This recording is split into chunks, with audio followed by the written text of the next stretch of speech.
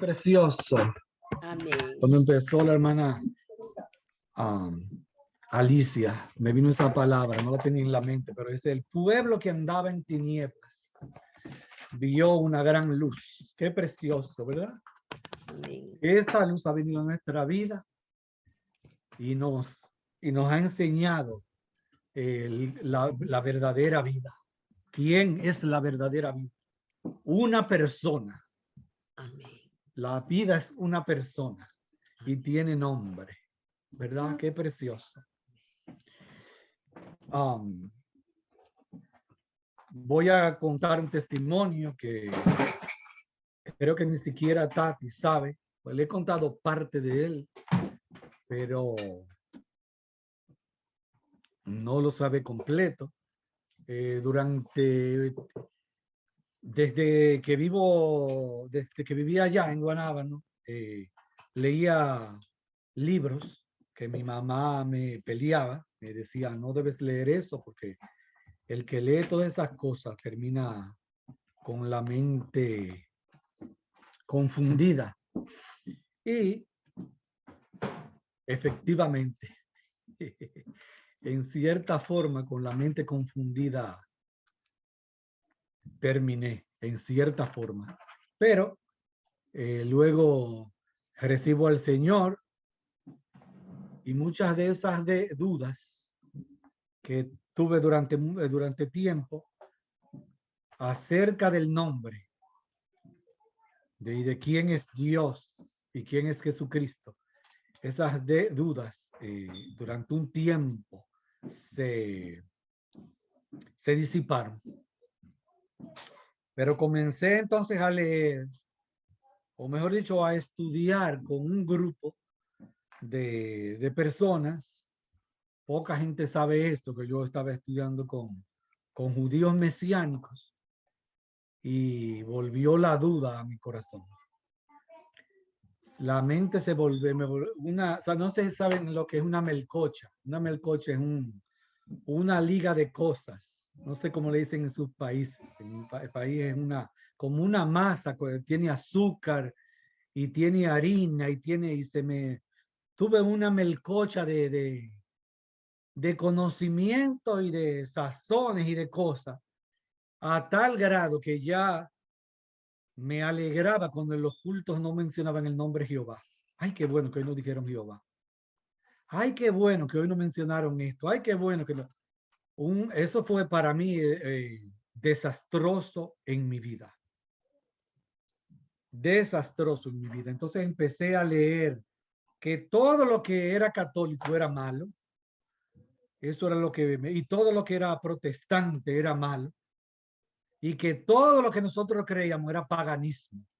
Ya años caminando en la iglesia, ya empezó. No era que creía en eso, pero sí tenía la espina de la duda. Y es, como dice un refrán, la poca ciencia te aleja de Dios y la mucha ciencia te acerca. Entonces leer libritos y cositas que no tienen fundamento, cositas que escribe la gente, porque cualquiera escribe, puede ser a veces peligroso si no es manejado de manera correcta. Entonces, por ejemplo, voy a decir cosas, por ejemplo, que la divinidad de Cristo era un mito,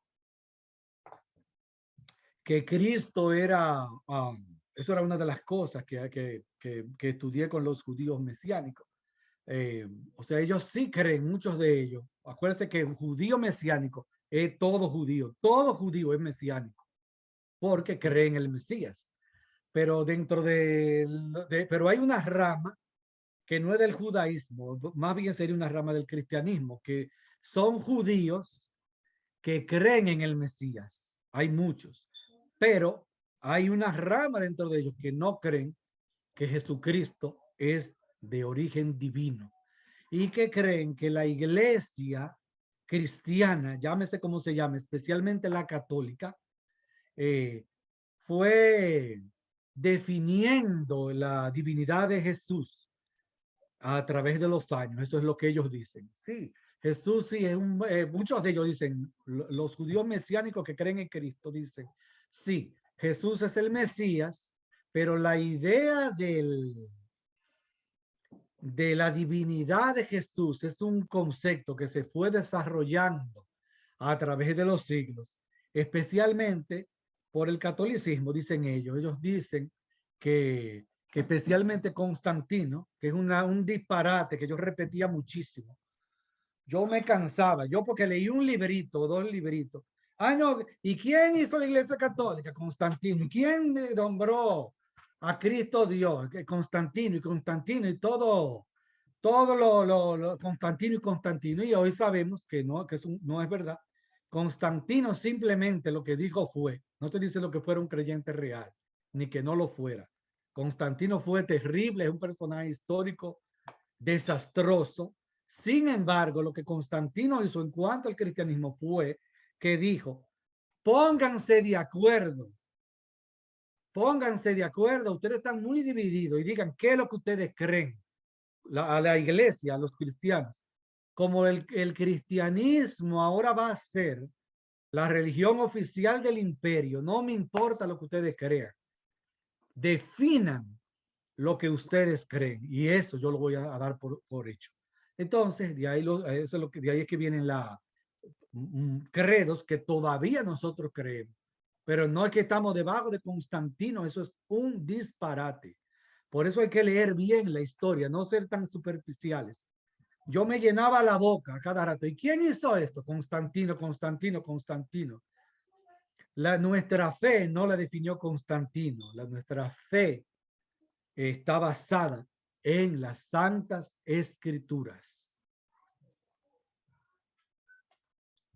Entonces yo decía, tenemos que aprender el orden del culto. Dice que cuando nos reunimos entre nosotros, uno trae salmos, uno trae cánticos y dice también que otro trae doctrina. Hoy yo traigo doctrina.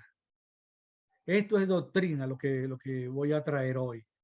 Tenemos que aprender a defender nuestra fe, pero no en base a pleito. Yo no puedo descalificar la posición de nadie insultando al otro, sino trayendo argumentos sólidos en contra de lo que la persona trae.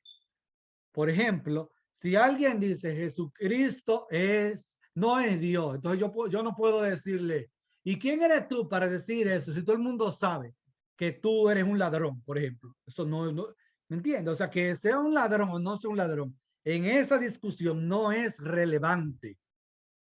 Tenemos que venir con argumentos que tengan que ver con la discusión. Y dice la palabra que el hombre de Dios tiene que estar preparado para defender la fe. Y a mí, yo tuve esa experiencia en la universidad.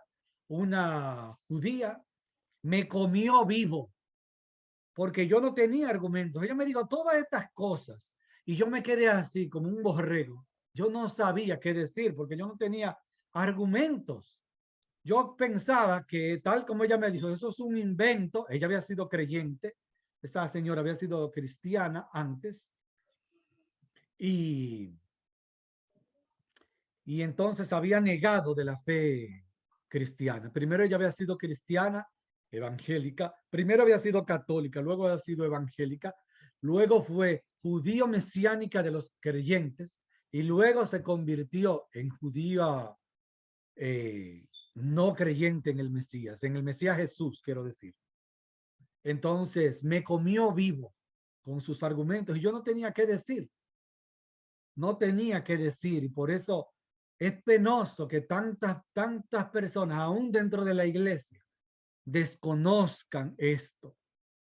Y nosotros tenemos que tener argumentos para defender nuestra fe, para decirle a los otros qué es lo que nosotros creemos, en quién y en qué que nosotros hemos creído y por qué creemos como creemos. Sabemos que Abraham, no lo vamos a buscar porque son demasiadas citas bíblicas y no quiero que nos tomamos demasiado tiempo. Pero sabemos que el Señor llamó a un pueblo, ¿verdad? Simplemente el Señor llamó a ese pueblo entre las naciones. No era un pueblo bonito, ni feo, ni rico, ni pobre, ni tenía nada especial, ¿verdad? De hecho, el Señor llama a ese pueblo y le dice, si ustedes hacen esto y aquello, ustedes van a ser mi especial tesoro. O sea que Israel, la descendencia de Abraham, no tenía nada en sí mismo, simplemente un llamamiento, ¿verdad? Un llamamiento. El Señor llamó a Abraham para hacer de él una nación, y esa nación iba a llevar, ¿qué cosa? Más que cualquier otra cosa, su nombre. Su nombre, ese es clave de lo que vamos a ver hoy. Israel iba a llevarle a las naciones su nombre. Qué lindo, ¿verdad? A cuestas, lo que lleva a Israel, lo más importante que lleva es el nombre santo, el nombre de Dios. Y ese nombre, los antiguos israelitas aprendieron a llevar a ese nombre. ¿Y cómo llevaban ese nombre? El nombre Kadosh, el nombre santo. Miren que nosotros no tenemos nada en contra de los judíos. Al contrario, nosotros amamos a los judíos y creemos que ellos tienen una promesa. La palabra Pablo lo dice, que de ellos son la ley, los profetas, el pacto, bueno, un sinnúmero de cosas es de ellos. Nosotros amamos a Israel. Nosotros amamos las canciones judías. Aquí la hermana Olga ha traído palabra basada en historias de Israel, en el conocimiento de los antiguos hebreos y judíos. La hermana Susana también. Nosotros amamos a Israel a tal grado que yo recuerdo cuando la guerra del Golfo, la guerra, perdón, del Golfo, la hermana Miguela Aracena, yo estaba donde la madre Irene ese día y me dice, me dice Miguel, ay Dios mío, vamos a hacer vigilia donde Mercedes hoy. Ay, lo que está pasando. Ay, Dios mío, Israel va a estar amenazado. O sea, nosotros amamos profundamente a Israel. En ningún momento estamos descalificando a Israel. Israel tiene promesas, ¿verdad? Israel es una fuente. No estamos descalificando porque no quisiera tampoco traer confusión, que ahora vamos a descalificar a Israel, que Israel no sirve, que Israel... No, nada de eso. Israel tiene una historia en el plan de salvación, al principio, ahora y al final de los tiempos. Entonces, si ese nombre, el nombre Kadosh, el nombre santo, el cual nosotros amamos y nosotros usamos los colores, por ejemplo, allá en Guanábana nosotros teníamos bandera y cantábamos canciones judío-mesiánicas, a tal punto que un hermano de aquí, de Florida, fue y nos visitó y nos dijo, ustedes son una iglesia judío-mesiánica. Y nosotros nos quedamos, ¿y qué es eso? Porque no sabíamos. Pero el amor era tan grande por Israel que nosotros cantábamos canciones hasta en parte en hebreo. Uma Adonai. Y todas esas canciones, muchas canciones cantábamos y la traducíamos. Ese nombre, ¿verdad? Era el nombre sagrado. Y como decía, los escribas, que eran los que escribían la ley, los profetas y todas las escrituras, consideraban que ese nombre era tan sagrado que yo he leído en algunos escritos antiguos que ellos, cuando iban a escribir el nombre del Señor, ¿sabes lo que hacían? Se bañaban. Hoy sabemos que no era que se bañaban, sino que usaban un ritual de lavamiento. Iban, se bañaban y entonces escribían el nombre del Señor, el nombre santo de Dios. ¿verdad? Y volvían otra vez, y cada vez que escribían, y dijo Yahvé o Jehová a su pueblo, y cuando escribían Jehová, iban y se bañaban, de tan sagrado que eran ellos, y tenían prohibido el romper ese nombre. Por ejemplo, si ellos se equivocaban en en lo que fuera y por error escribían el nombre sagrado, ¿sabe lo que hacían? Tenían que cortar ese nombre y pegarlo detrás del pergamino. No podía romperse ni tampoco podía rayarse. A ese grado de santidad, ellos entendían que era el nombre de Dios. El nombre de Dios era es tan sagrado, que pronunciarlo o escribirlo o en vano es qué cosa imperdonable, es impensable, ¿verdad? Entonces, ¿y qué dirá todo esto a nosotros? ¿Qué dirá todo esto a nosotros? ¿Qué tiene esto que ver con nosotros hoy? Dice una historia que escuché al hermano Carlos, a Alicia, a otros hermanos, lo he escuchado diciendo, de San Agustín, Agustín de Hipona, ¿verdad? El obispo. Esa historia yo lo voy a contar como me la contaba mi abuela.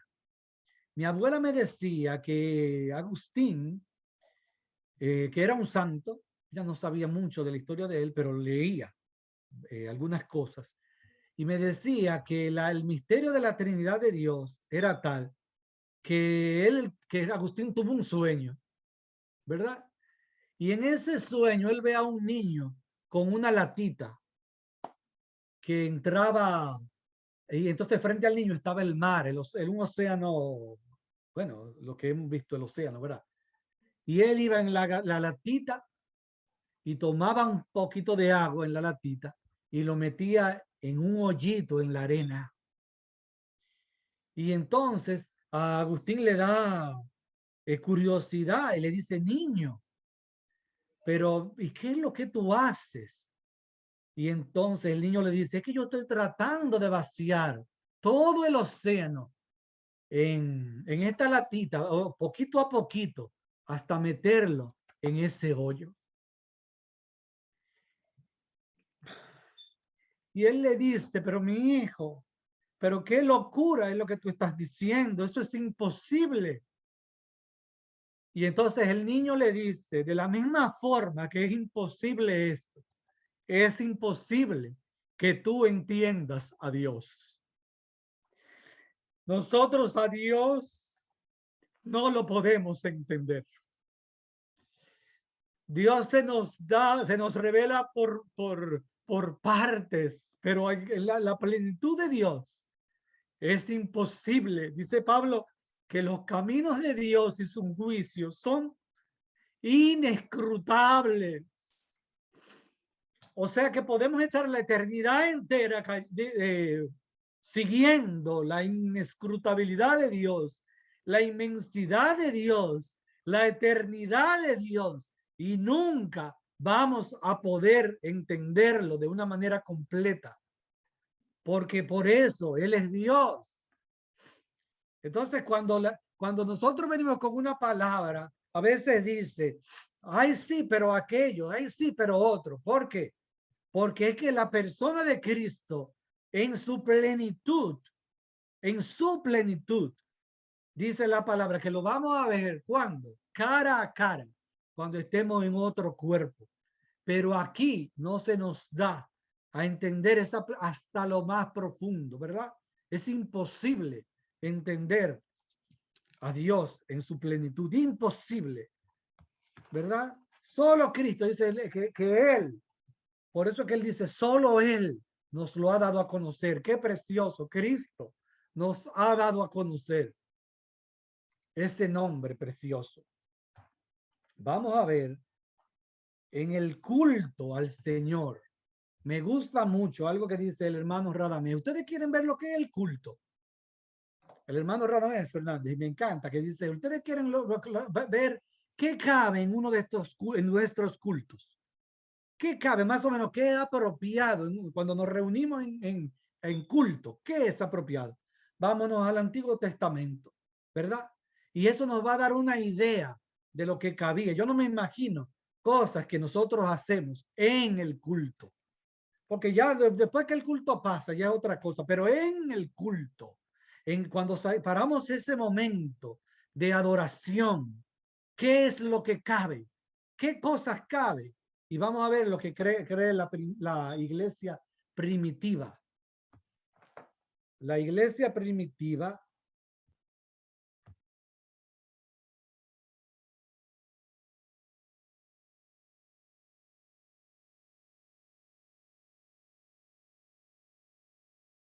perdónenme, mis hermanos. Vamos a ver, voy a buscar en Colosenses 1. Ajá, búscalo.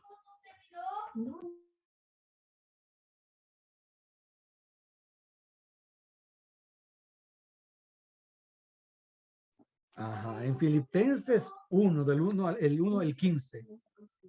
Sí, sí. Dice Colosenses 1, él es.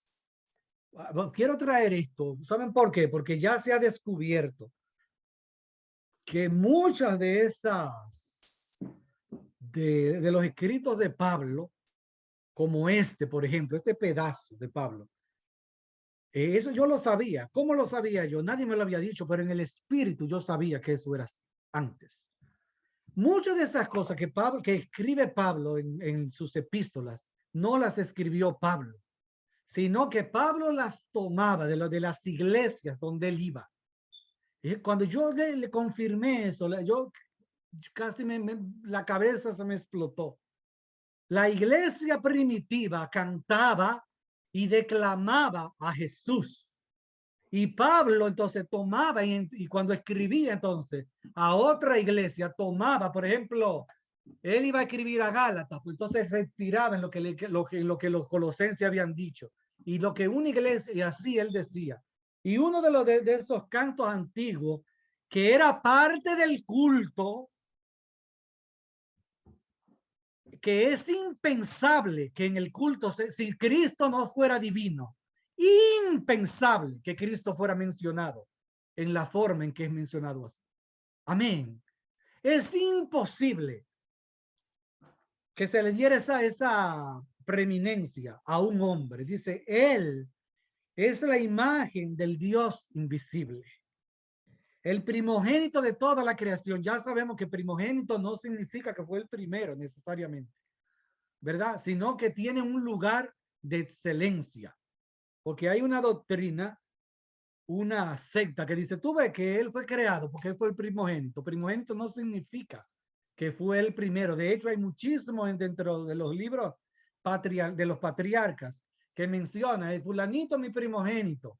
¿Se acuerdan? De hecho, Israel le robó la primogenitura. ¿Cómo usted le va a robar la primogenitura a otro? ¿Verdad? Es imposible porque si usted nació primero que yo, no hay forma en que yo te robe la primogenitura. Sin embargo, sí es posible. ¿Por qué? Porque la primogenitura es simplemente, ¿qué cosa? Un título. No es que fue el primer ser creado. Y imagínense ustedes, ¿qué hombre Dios le dice de él, verdad? En Colosenses 16, porque en él fueron creadas todas las cosas, las que hay en los cielos y las que hay en la tierra, visibles e invisibles, sean tronos, sean dominios, sean principados, sean potestades. Todo fue creado por medio de él y para él. Y para aclarar entonces el 17, y él, por si acaso creen que fue creado, es antes de todas las cosas. Y todas las cosas en él subsisten, o sea, él la creó y también se mantienen con vida por él. Lo que quiero decir con esto es que sería un disparate más grande decir que Cristo no es divino, que Cristo no es Dios. Si Cristo no es Dios, es imposible que en él se sostengan todas las cosas. Es imposible, ¿verdad?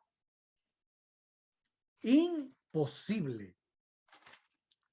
Lo mismo tenemos en Filipenses. En Filipenses tenemos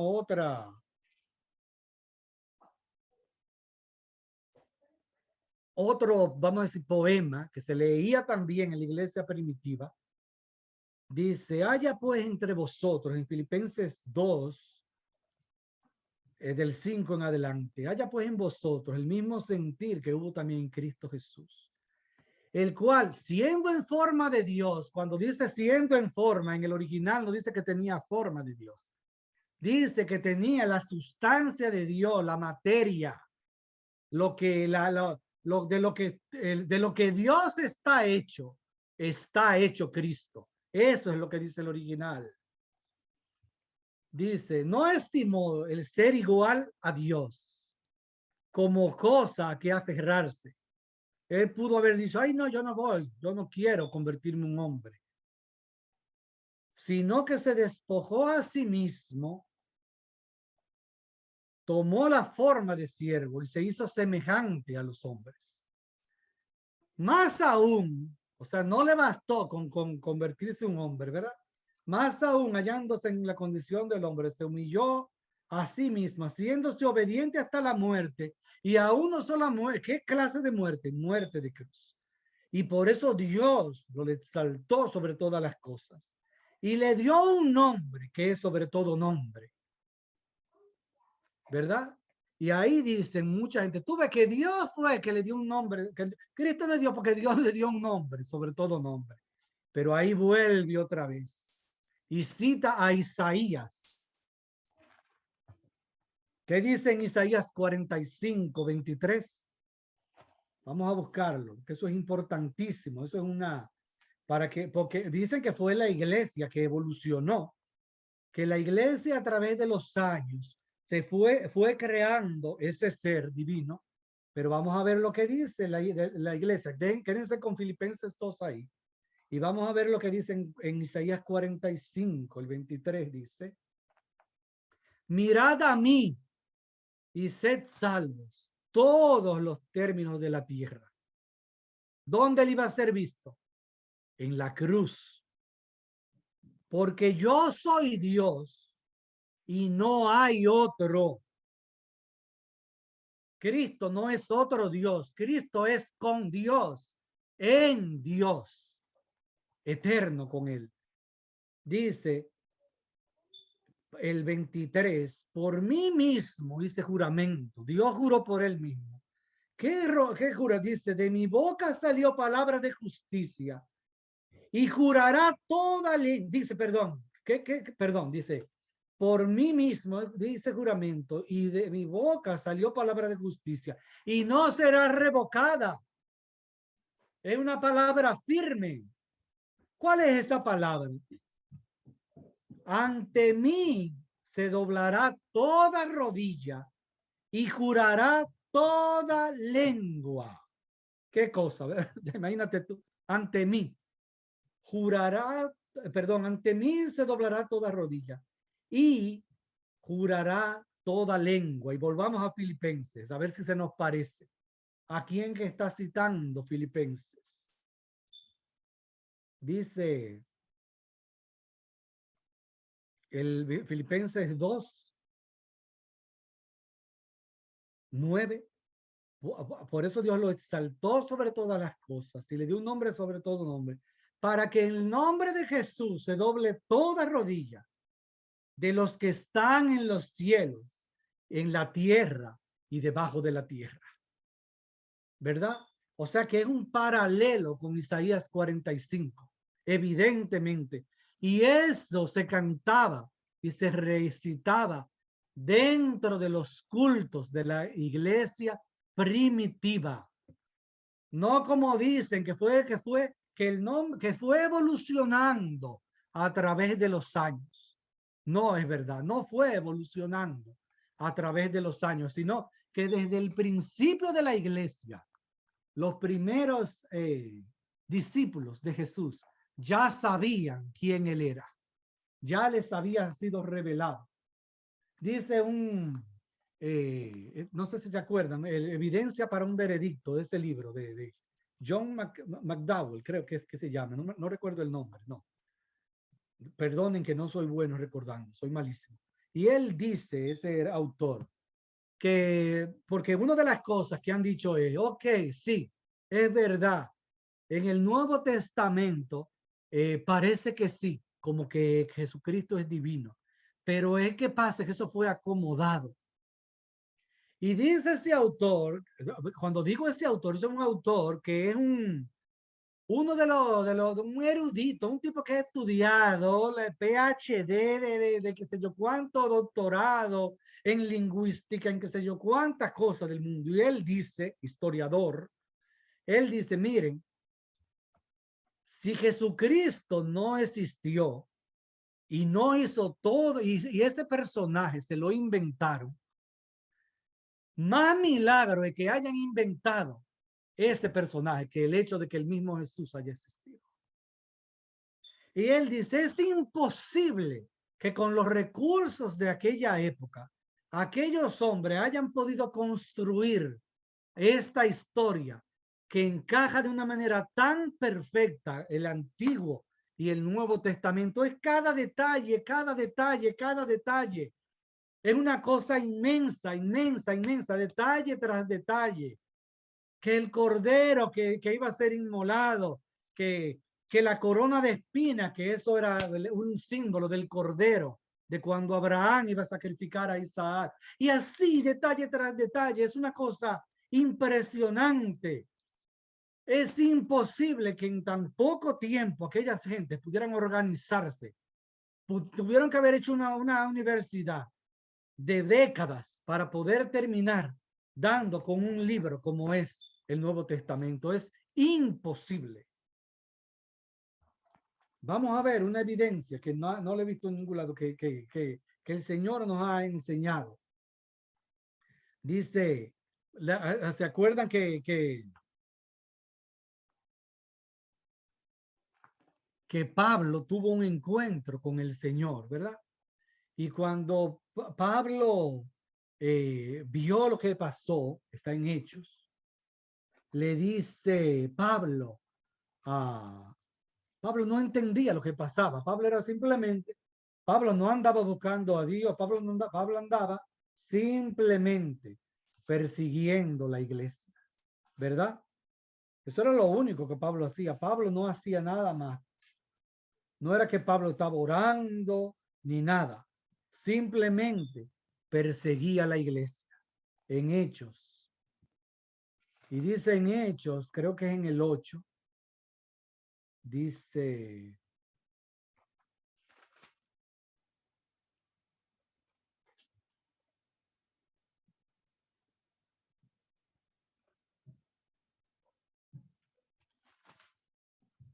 ¿dónde está? Vamos a ver, ok. Sí, Pablo, conversión de Pablo, dice, Saulo respirando aún amenaza, eso está en Hechos 9. Y amenazas y muerte, o sea, era maldiciendo que estaba Saulo a los cristianos, a los creyentes, contra los discípulos del Señor, esa palabra es clave.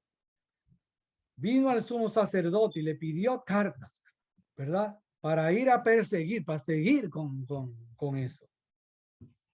Dice, y el 4, y cayendo en tierra, oyó una voz que decía, Saulo, Saulo, ¿por qué me persigues? Y inmediatamente ya, aún en su ceguera, ¿quién eres? Señor, qué precioso. Cuando nos encontramos con él resucitado, inmediatamente, aún estamos ciegos ya. ¿Quién eres? Señor, qué precioso. Qué precioso. Y él no le dije, mira, yo no le digo, ahí Jesús no le dijo, mira, yo soy Jesús, el que el Padre envió. No, no, no, no. Yo soy Jesús. Porque en él habita la plenitud de la deidad. Y cuando decimos Jesús, decimos Padre, decimos Hijo, decimos Espíritu Santo. En él habita toda la plenitud de la deidad. En Dios no hay una competencia. Dios no anda peleándose. Dios es Dios y Dios eterno. Es eterno. Y como decíamos el otro día, él vino en un velo que era su carne. Lo dice Pablo, el velo era su carne y por eso no lo podíamos ver con claridad. Entonces Pablo le dice, ¿verdad? ¿Quién eres, Señor? ¿Cuál fue la respuesta de Jesús? Yo soy Jesús, a quien tú persigues. Dura cosa es dar cosas en contra del aguijón. Imagínense una agujita y otra agujita peleando. A ver, todo un sangrado lo que va a ocurrir ahí. Eso es duro. Darle al aguijón. Él, temblando y tembloroso, aleluya, dijo, Señor, ¿qué quieres que yo haga? Qué precioso, ¿verdad? Señor, ¿qué quieres que yo haga? Ya él lo reconoció. Y el Señor le dijo, levántate y entra en la ciudad. Y allí se te dirá lo que debes hacer, ¿verdad?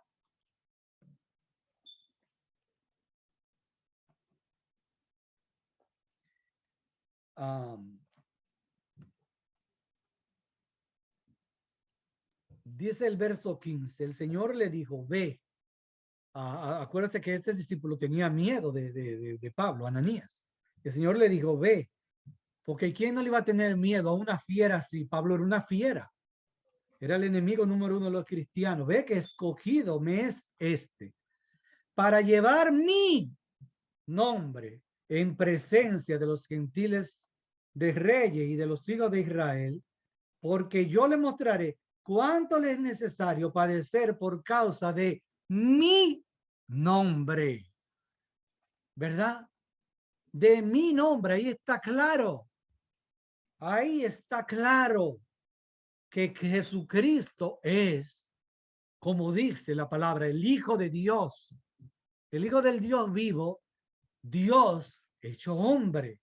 Cristo está en el seno del Padre, ¿verdad? Y yo me reía muchísimo esta mañana, muchísimo, porque yo pensaba en la hermana Susana, porque yo decía, Dios mío, pero qué ejemplo yo puedo traer en la vida práctica que diga, que que Jesucristo es Dios, que los apóstoles creyeron que Jesucristo era Dios hecho hombre. Y pensé en la hermana Susana y no podía parar de reír, porque yo me imaginaba que la hermana Susana dijera, eh, mi, mi vida, ella, el esposo de la hermana Susana se llama Carlos. No vivo yo, Carlos es que vive en mí. Pero tú ven acá, pero la hermana Susana está, parece que la hermana Susana tiene un tornillo flojo. Nos imaginamos nosotros, no vivo yo, o Tati que diga, no vivo yo, el que vive en mí es Paul, mi hermano. Para Pablo decir, Pablo dijo, no vivo yo. Ya no vivo yo, ya yo no vivo. Quien vive en mí es Jesucristo. ¿Y por qué puede decir eso? Porque en Cristo habita corporalmente toda la plenitud de la deidad. Todo lo que Dios es está en Cristo. Y cuando yo tengo a Cristo, lo tengo todo, ¿verdad? Y por eso cantamos y mencionamos el nombre de Cristo y lo repetimos. Pero yo no quisiera oír a nadie diciendo, la vida mía es fulanito o fulanita, porque de verdad que gracias a Dios todavía no nos hemos encontrado con eso, ¿verdad? Esto no, todavía. Gracias a Dios y esperamos en el Señor que nunca pase. Dice, voy a hablar algunas cositas sueltas en Apocalipsis, pero vamos, aquí está lo más fascinante que el Señor me ha dado. Pero dice, cuando Jesús estaba en medio de nosotros, no lo vamos a buscar porque es demasiado texto, pero dice, uno más grande que el templo está aquí. Y eso a mí me da una cosa tan grande pensar que Israel vivía para el culto. Israel vivía para el culto. El centro de la vida de Israel era el templo y el sábado. El sábado, el templo, la ley, era la vida de Israel. Y viene este hombre y dice, uno más grande que el templo está en medio de nosotros. Y se atreve a decir, destruyan este templo, o sea, su cuerpo, y en 3 días yo lo voy a levantar. Y yo me pregunto, ¿y qué hombre es capaz de decir algo como esto? Que un templo que había sido edificado cientos de años antes, y él dice que él era mayor que el templo, ¿verdad? Dice en Isaías, sábado, dice mi deleite. Lo hemos leído que el sábado, delicia santa de Jehová, dice y Jesús dice que él es mayor que el día de reposo. Jesús es mayor que el templo. Jesús es mayor que el día de reposo. Jesús dice, incluso dice, un mandamiento nuevo os doy. ¿Tú sabes lo que es un hombre atreverse a decir una cosa así? Un hombre, cuando la ley de Israel, miren hermano, es una cosa tan grande lo que era la ley en Israel y la Santa Escritura, que hace poco relativamente, quiero decir, un par de años relativamente, un pastor de ovejas estaba cuidando, creo que cabritas y ovejas, en una cueva en Qumran, y no sé, creo que fue que tiró algo, algo pasó. Creo que fue que se le perdió una oveja o que tiró y se dio cuenta de que ahí había un orificio, había como una cueva y le llama la atención. Entonces dice, ¿pero qué será lo que hay adentro?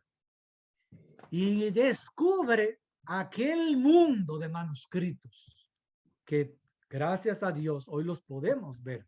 Uno puede comprar esos, no los manuscritos, por supuesto, sino la copia, no sé cómo se llama, el nombre técnico, no sé cómo se llama, se vende, usted compra, porque también decíamos, habían sectas que decían que no, que toda esa cosa de Isaías habían sido hechas por los cristianos, que habían sido acomodadas y que eso no era lo que decía ahí. Entonces ya se encontraron en esa cueva muchísimos escritos de los profetas que confirman que la misma escritura que nosotros tenemos ahí son la misma que ellos tenían de 2000 años atrás. ¿Y por qué se conservaron tanto? Porque esa gente eran capaces de dar hasta sus vidas por esos pergaminos. Lo escondieron tanto que si tenían que dar la vida, lo daban. A ese nivel de sagrada es la Torá, la ley de Dios. A ese nivel. Entonces viene este hombre, Jesús de Nazaret, y dice que él es mayor que todo aquello. Tenemos que estar, claro, nuestros ojos tienen que estar abiertos, mis hermanos. Mis hermanos, nuestros ojos tienen que estar abiertos. Quizá no tanto por nosotros, pero nosotros tenemos hijos, tenemos sobrinos. Hay jóvenes en la iglesia que se dejan confundir por cualquier paquito, no se sabe, no sé cómo se dice, en mi país le dicen paquito a un librito de historietas barato. Vienen con un librito que vale poco y una persona que no sabe, por ejemplo, de las escrituras en sus idiomas originales, se pone a traducir y dice, no, porque eso no lo que dice es eso. Pero que si usted traduce del inglés o del español, va a traducir cosas erróneas. Por ejemplo, la hermana Gabriela trajo el otro día una enseñanza preciosa, no sé si recuerdan, en diciembre. Y ella hablaba de cuando envolvían al niño en pañales. ¿Cómo supo ella eso? ¿Cómo hoy se sabe de todo eso? Se sabe de todo eso porque se ha ido a las escrituras en el original y ahí habla de todo eso. O sea, lo que yo estoy hablando, estoy basándome en, en textos originales. Y Dios me ha dado la gracia que yo cambié de trabajo recientemente y ustedes no me van a querer con quién me topé. Me he topado con un sacerdote, ¿cómo se llama eso? Que ellos parecen mucho a los católicos, griego ortodoxo, donde tienen las escrituras. Ellos usan las escrituras en griego y uno tiene acceso a ellas. Es una cosa preciosa, preciosa. Y me he sentado con él algunas veces a hablar cositas, especialmente de la divinidad de Cristo. Y nos gozábamos viendo cómo claramente las escrituras hablan de la divinidad de Cristo. Por ejemplo, él me decía, cuando Isabel fue visitada por María, él me decía, mira lo que dice ahí, Teoscocos, creo que, no sé muy bien. Y él me explicaba, ¿sabes lo que dice ahí? Cuando María va donde Isabel le dice, pero ¿y quién soy yo para que la madre de mi Señor venga a visitarme? Y él me decía, ¿tú sabes qué es lo que dice ahí en el original? ¿Quién soy yo para que la portadora de Dios venga a visitarme? Oye, qué precioso. La portadora de Dios. Lucas fue escrito mucho antes de que la iglesia en Roma existiera, como dicen que fue Constantino que le añadió divinidad a Cristo. Vamos a seguir, vamos poco, porque no quiero extenderme demasiado, pero Jesús da una clave preciosa, una clave preciosa. Vamos a buscar en Apocalipsis 1. Eso es una joya. Apocalipsis 1. Lo ha traído mucho Josie, lo ha traído muchos de los hermanos, lo han traído. Apocalipsis. Precioso, precioso, precioso, precioso libro. Vamos a ver lo que dice Apocalipsis. Apocalipsis dice, la revelación de Jesucristo que Dios le dio para manifestar a sus siervos las cosas que deben suceder pronto. Acuérdense, cuando pensemos en Cristo y en Dios, ¿cómo es que vamos a pensar? Por ejemplo, el Cristo en el Padre. En el Padre. Dice, la declaró enviándola por medio de su ángel a su siervo Juan, el cual da testimonio de la palabra de Dios. Y sabemos que la palabra de Dios, ¿quién es? El mismo Jesucristo, del testimonio de Jesucristo y de todas las cosas que ha visto. Bienaventurado, aleluya, el que lee y los que oyen las palabras de esta profecía. Qué dichoso, ¿verdad? El que lee y guardan estas cosas en ellas escritas, porque el tiempo se acerca. Y dice a Juan a las 7 iglesias que están en Asia, gracia y paz a vosotros de parte del que es, del que era y del que ha de venir, de los 7 espíritus que están delante del trono. ¿Quién es que era? ¿Quién es que es? ¿Quién es que ha de venir? ¿Ah? Dicen en mi país, pero eso lo saben hasta los chinos de Bonao. ¿Por qué? Porque había una parada, o hay una parada en Bonao, un parador. Parece que se enteraban de todo. ¿Tú ves? Entonces, por eso lo saben hasta los chinos de Bonao. Es un refrán que hay allá. Eso lo sabe todo el mundo. El que es, el que era y el que ha de venir es Jesucristo. ¿Verdad? Él te dice, y de Jesucristo, el testigo fiel. Vamos a ver, ahí dice, ay, pero parece como que no, pero vamos a verlo ahorita. El primogénito de los muertos, el primero que se levantó de los muertos. El soberano de los reyes de la tierra. ¿Verdad? Vamos a ver, pero cuánta alabanza. Y dicen que no es Dios. Imagínense ustedes. Ya dijimos que anda, que es, que era de venir. ¿Qué más? Es testigo fiel. ¿Qué más? Es primogénito de los muertos. Es soberano de los tierras y de la tierra. Al que nos ama, que nos ha lavado de nuestros pecados con su sangre y nos hizo reyes y sacerdotes para Dios. ¿Quién es que nos ama? El que nos lavó de nuestros pecados, el mismo Jesucristo. Hay un libro que se llama El mártir de las catacumbas. Yo lo leí, me lo regaló, me lo prestó la madre Irene. Hace muchos años, yo tenía algunos 16 años, imagínense ustedes. El mártir de las catacumbas. Y ahí dice que las vírgenes en el Coliseo usaban ese texto y morían abrazadas cantando eso. Al que nos amó. Y aún yo tengo compañeros de trabajo, yo tengo un compañero de trabajo que es ateo, abiertamente ateo, muchacho que yo aprecio mucho. Ese era mi compañero de trabajo. Y un día, hablando de Cristo, y le digo yo que no, porque tal religión no cree que Jesucristo no es Dios. Y me dice, él nunca ha ido a una iglesia, él no sabe lo que es iglesia. Y me dice que Cristo no es Dios. Digo yo, sí, pues yo creía que eso era lo que ustedes creían. Y le dice, bueno, pero lo último que yo me podía imaginar era que ustedes no creyeran, que hubiera alguien que no creyera, que algún creyente, mejor dicho, dice, que creyera que Jesucristo no es Dios. Eso es como completamente nuevo para mí, porque aún en el mundo, hasta en el mundo, es tan lógica, porque las páginas de este libro brota la persona de Cristo, ¿verdad? Es que brota la persona de Cristo, es algo que sale de la palabra, sale, es como un manantial esa persona.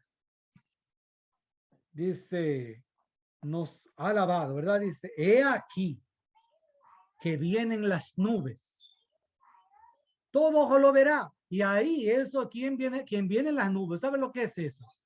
Eso es una figura literaria. Ustedes lo pueden buscar en los antiguos en los textos antiguos.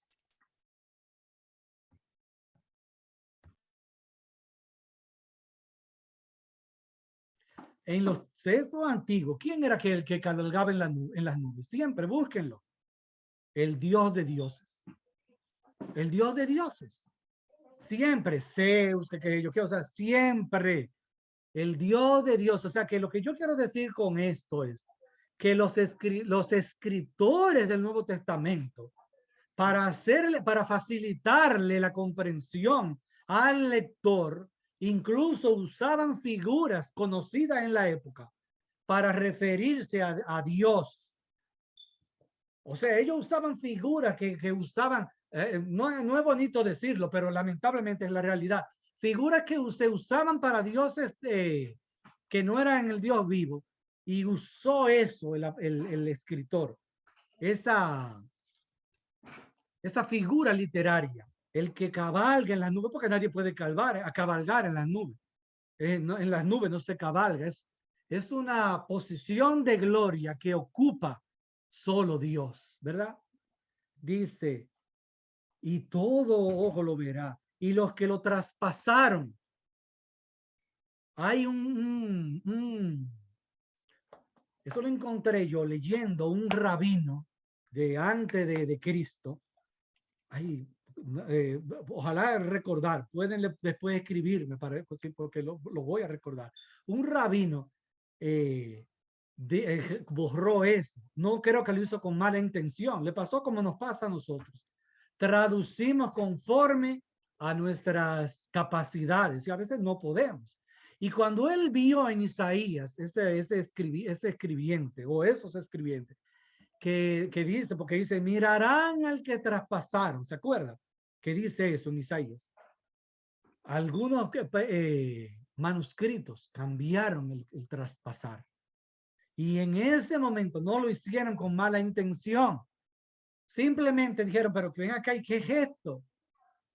Pero ¿cómo que traspasaron? En inglés, piercing, un piercing es lo que la gente se hace, un hoyito en los oídos o en la barriga, un piercing, una perforación, ¿verdad? Pero ellos no entendían cómo era que a Yahweh, a Jehová, lo iban a traspasar. Y cambiaron esa palabra porque era absurdo. ¿Cómo que van a traspasar a Yahweh? A Jehová, ¿cómo que lo van a traspasar? Eso es, no, ¿verdad? Lo cambiaron. Por eso, entonces dice y bien, y todo, y verá, todo lo verán. Y los que lo traspasaron, y todos los dirlanes de la tierra, se lamentarán por causa de él. Y ahí, por si acaso hay duda, yo soy el alfa y el omega, el principio, el fin, dice el Señor, el que es, el que es, el que era y el que ha de venir, el Todopoderoso. Y ahí uno ve que pasa de una cosa a la otra. A veces parece como si fuera el Padre, a veces parece como si fuera el Hijo. ¿Y cómo es? ¿Y qué se refiere? Lo que pasa es que el Padre y el Hijo y el Espíritu Santo, dice la palabra, que cohabitan. Cohabitan. En él está la plenitud de la deidad. Y por eso dice el apóstol Pablo, vete para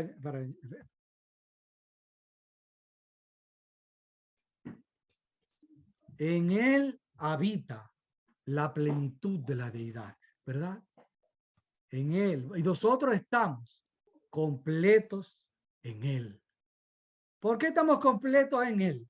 Porque Dios no tiene una competencia de que, mira, mencionaron hoy más al Padre y hoy mencionaron al Hijo y hoy mencionaron al Espíritu Santo, porque Dios no tiene un gotero. Simplemente cuando nos reunimos, invocamos su nombre. Invocamos su nombre solo. Y ya, Señor, invocamos tu nombre. A veces decimos Jehová, a veces decimos Yahvé, a veces decimos Yahweh, a veces decimos Jesús, Yeshua, ¿verdad? Pero cuando invocamos a Dios, invocamos a quien Él es. Quien Él es. Dice,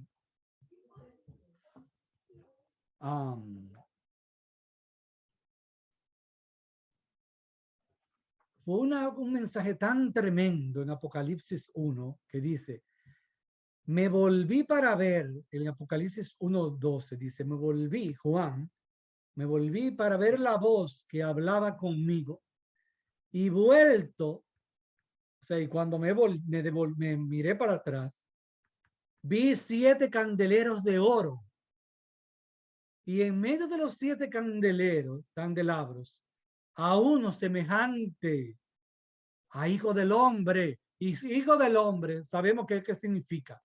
Cuando lo vemos, un hijo de hombre en la antigüedad significa un Dios.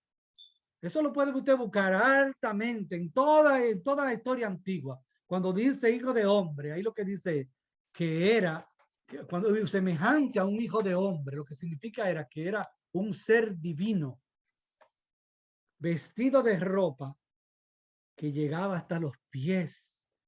Tenía el pecho ceñido con un cinto de oro. Su cabeza y sus cabellos eran blancos como la lana, como nieve, sus ojos como llama de fuego, sus pies semejante al bronce pulido, refulgente como un horno. Imagínense usted de aquel ser. Dios, el Dios que no comparte su gloria con nadie, va a permitirle que a un simple hombre, simplemente no, él es un hombre, como dicen algunos, no, él es un hombre, un profeta maravilloso, ¿verdad? Imposible, imposible que Dios le permita esa honra, porque sabemos desde la antigüedad que Dios no comparte su gloria con nadie, ¿verdad? Y si Jesucristo fuera un ser creado, tampoco la compartiría, ¿verdad? La comparte porque es Dios simplemente. Dice, y su voz estruendo de muchas aguas, en su diestra 7 estrellas. Y dice en el verso 17, y cuando lo vi caía a sus pies como muerto. Él puso su diestra sobre mí, diciéndome, no temas. Vamos a ver, ahorita decían, hay religiones que dicen, no, que el primero y el último era el Padre, que no era Dios y el Padre. Pero aquí dice, yo soy el primero y el último. El que vive, el que estuve muerto, dice Jesús, pero vivo por los siglos de los siglos. ¿Verdad? Qué lindo. Por si acaso ahorita dudaban, ¿no? Bueno, parece que sí, que el primero y el último nada más es Dios el Padre. Pero aquí dice, yo soy el primero y el último, el que vive, estuve muerto. Son capaces de decir que el que estuvo muerto también. No sé qué van a decir. No sé cómo van a explicar eso. Que si no es Jesucristo, ¿quién fue que vino en la cruz? ¿Verdad? Es la misma lógica, lo dice. Tengo llaves, las llaves de la muerte y del Hades. Y así dice sucesivamente, ¿verdad? Qué precioso. Y él va mandando. Dice que él va caminando en el 2. Apocalipsis 2. El que tiene la llave, la estrella, dice, la estrella. El que camina en medio de los 7 candelabros de oro. Qué precioso. Lo vemos a él. Y para terminar, hay mucho más. Hay mucho, porque no solo hay. Vamos a dar otro poquito antes de terminar. Dicen a Isaías 44. ¿Qué dirá en Isaías 44? Vamos a buscar en Isaías 44, 6. Dice, vamos a ver, así dice Jehová, Rey de Israel, y su Redentor. ¿Verdad? Que aún desde la antigüedad se ve como que fueran dos. Como si fueran dos gente diferente. Israel y su Redentor. Jehová de los ejércitos. Yo soy el primero. Yo soy el último. Y fuera de mí no hay Dios. ¿Verdad? Eso es como una cosa que tenemos nosotros que abrazarlo. Fuera de él no hay Dios. La hermana Mercedes nos contó que en un restaurante, ella le predicó, yo digo, me inventé lo de restaurante, no sé dónde fue, le predicó a un judío, la hermana Mercedes. Y el judío le dice, no, pero que yo no puedo creer en eso, lo que tú me estás diciendo. Porque es ¿qué es lo que tú me estás hablando a mí de Cristo? Si eso es una idolatría. Entonces la hermana Mercedes le dijo, pero es que Jesucristo es Dios. Es que lo que tenemos que entender es que Dios se hizo hombre. Eso es lo que tenemos nosotros que entender. Simplemente que Dios se hizo hombre. El Hijo se hizo hombre. Y por eso aparece como que en un momento aparece como si fueran dos, otra vez pero en realidad es Dios. Dios es Dios. Y en Dios habita toda la plenitud. No la plenitud solamente, la plenitud de la deidad, de lo divino. Dice, ¿y quién proclamará lo venidero? Lo declarará y lo pondrá en orden delante de mí, como hago yo desde que establecí pueblo antiguo. Que les anuncie lo que viene, lo que está por venir.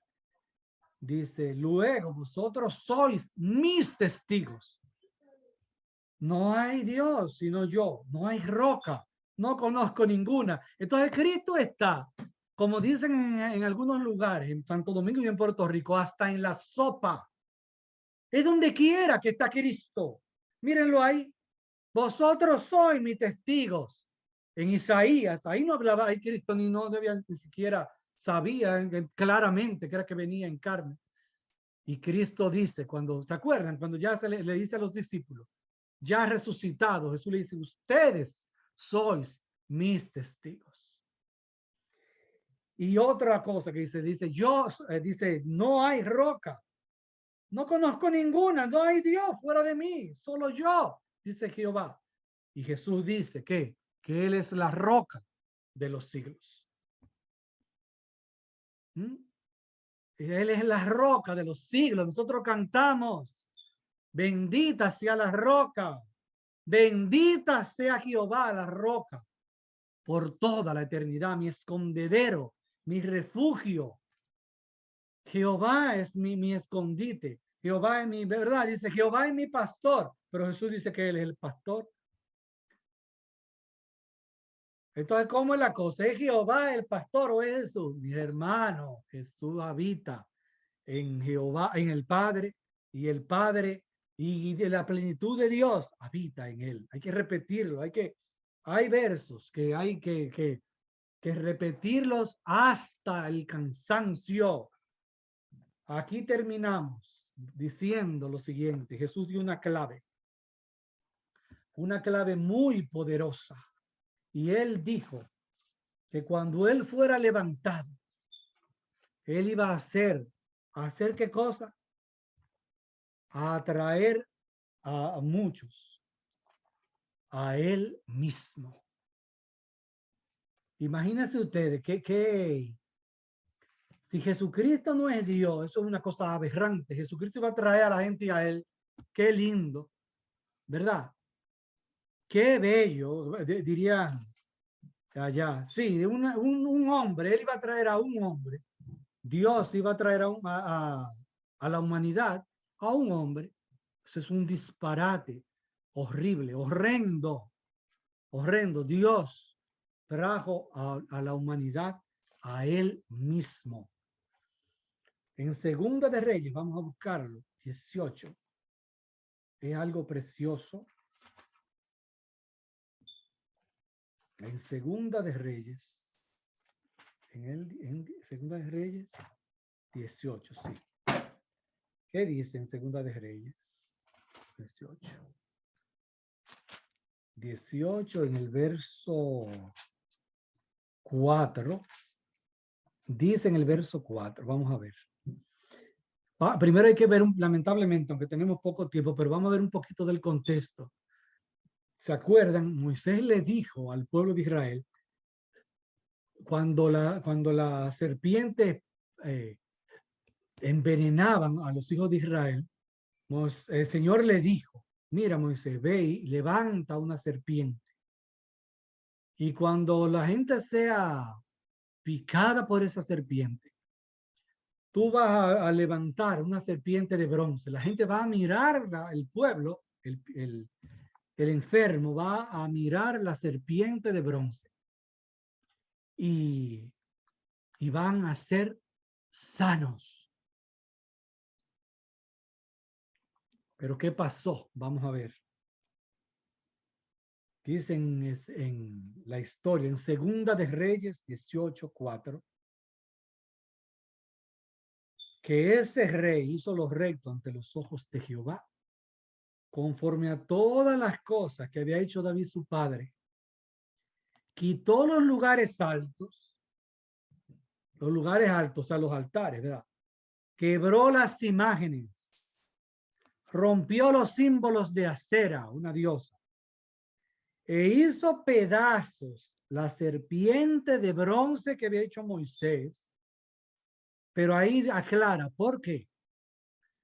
Porque hasta entonces los hijos de Israel le quemaban incienso y le llamó Nehustán, ¿verdad? O sea, los hijos de Israel estaban haciendo ¿qué cosa?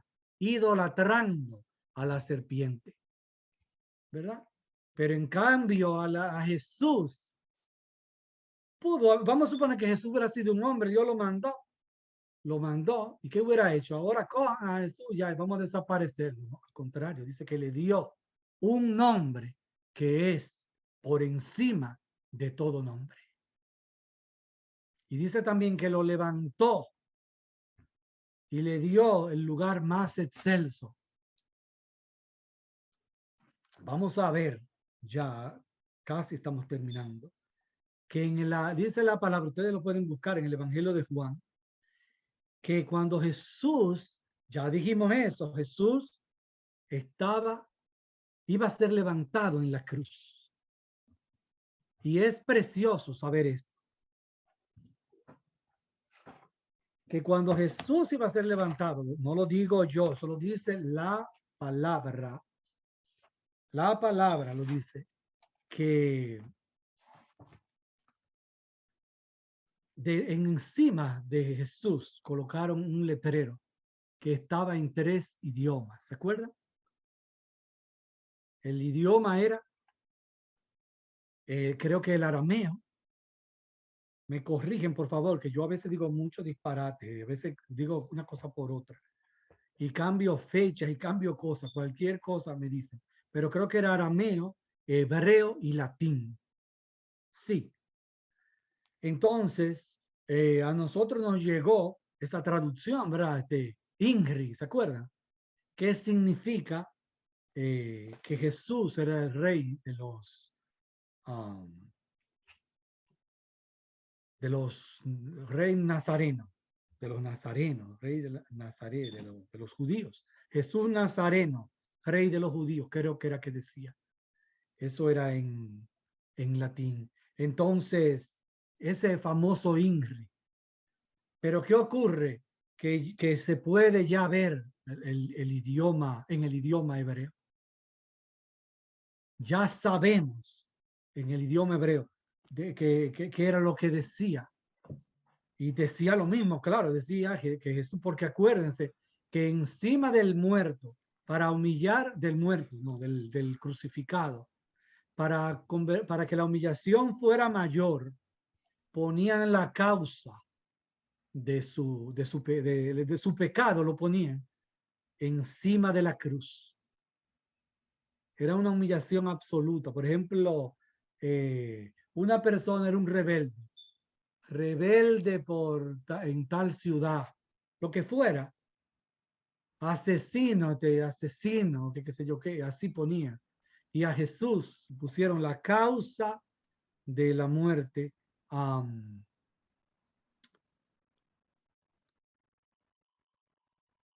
No quiero decir históricamente, sino judicialmente, en cuanto a los documentos de juicio. Para llevar a una persona a la muerte tenía que cumplir los requisitos por el pueblo romano, pero también por el pueblo judío, ¿verdad? Tenía que tener dos.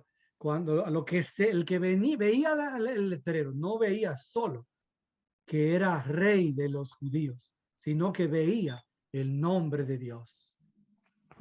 O sea, las iniciales de Dios. No sé si lo ven aquí, la Yu, He, Ba, He. La que no es, que en hebreo no se escribe así. Eso es como suena en español, que de ahí es que viene Yahvé y Jehová. Y esa es la cosa tan preciosa, que ahí lo vimos en la cruz. Ahí aún en la cruz vimos su nombre. Cuando los que leían latín no veían gran cosa. Ay, mira, lo crucificaron porque dijo que era rey. Y los que lo veían en otro idioma, ya se me olvidó, pero los que lo veían en hebreo, lo veían claramente.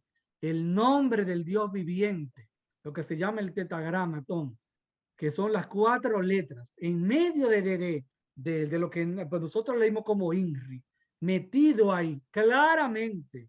Eso no es un invento ni nada. Y en ese nombre, perdón, fue levantado